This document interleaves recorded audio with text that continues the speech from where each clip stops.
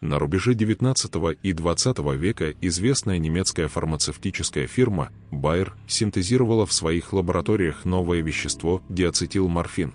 Его торговым названием стал героин, а само вещество вошло в состав лекарства от кашля.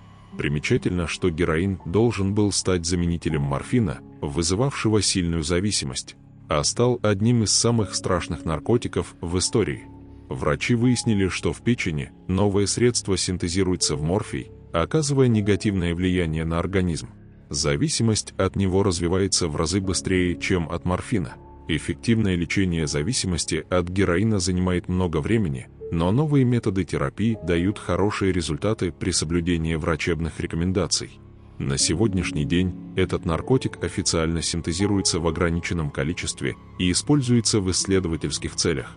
Героин, который попадает на улицы, производится незаконно.